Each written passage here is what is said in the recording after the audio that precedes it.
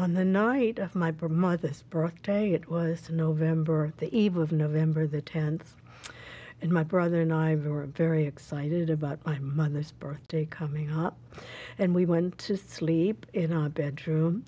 And I think it must have been maybe 11 or maybe a little bit later than 11 o'clock at night. All of a sudden, some bricks and rocks were being thrown through our window.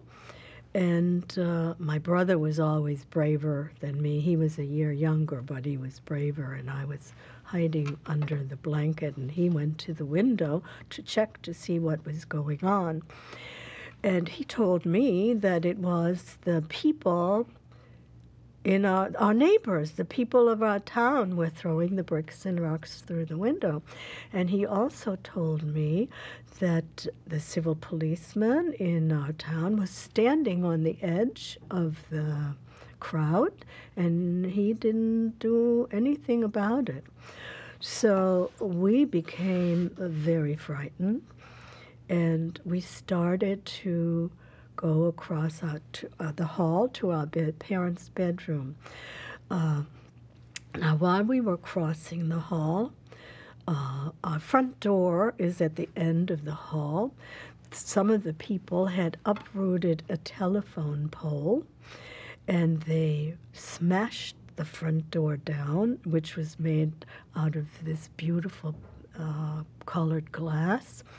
And they smashed it down, and they came running through the hallway, and they were running to go upstairs to the second floor. Now, in the meantime, we went to our parents' bedroom where they were sleeping, and we asked them what's happening, and again, they didn't want us to worry.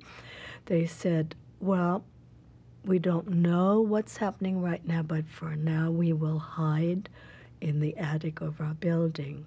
We lived on the first floor, and the teacher of our town lived in that room next to us. And then on the second floor lived the rabbi. And that's what those townspeople were doing with that telephone pole. They wanted to go through our apartment to get to the second floor to get to the rabbi. And on the third floor lived a non-Jewish family, and then on the fourth floor was the attic. So that's what we did. We went up to the attic, and there we met the family of the rabbi who was already up there. Now, the rabbi wasn't there, and we wanted to know what had happened to him. And so I looked through this little window of the attic, and I saw the rabbi standing on his veranda, and there were two, I guess they were SS men. They were holding him by the arm, and another one came along with some kind of a scissor or implement, I don't remember, and he held it and cut off his beard. And then later on I found out that he was hauled off to jail. And my father was sent to jail also, but he came back during the night, maybe after the first night.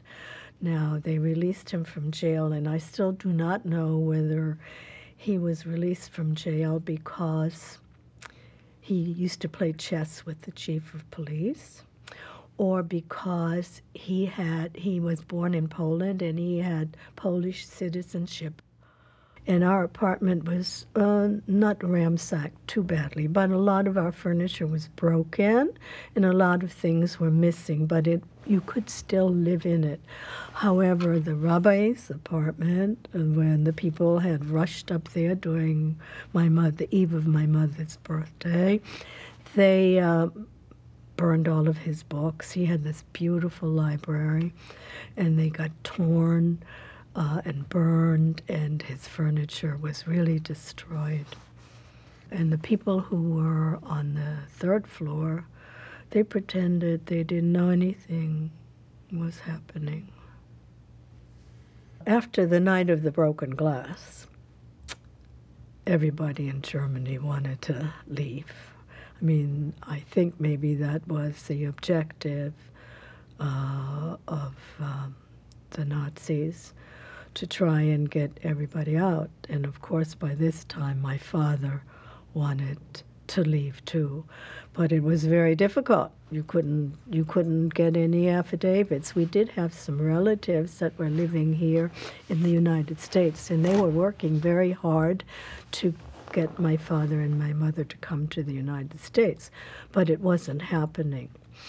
So my father had heard, he wanted his children to be safe most of all. So my father had heard of this lady who was taking children across the border into France. She did it for a fee. She did not do that because she was a kind-hearted woman. She did it because she was going to make money out of this deal. So all of the money that my father had saved, that I had up in that attic, he gave it to her, just so that she would bring us to safety to France. The lady had explained to us that we had to pretend to be her children, and then she had provided the passports for us to get across the border into France, and I don't know how she did it, but she had everything looking very official with my brother's picture and his passport and mine. And so the night came that we were going to get separated from our parents, and my mother and father tried to be cheerful, and I really didn't understand that they might have known in the back of their heads that they might never see my brother and me again. I want people to understand that if they see injustice at the beginning, if we can do something the minute we see injustice, and not be bystanders, and not do like the people who lived on the third floor, and do like the people that were throwing the bricks and rocks through the window, and the policemen who went along with some of the rules that the Nazis had. If we stopped this at the beginning, well, such horrors as the ghettos and the concentration camps would never happen.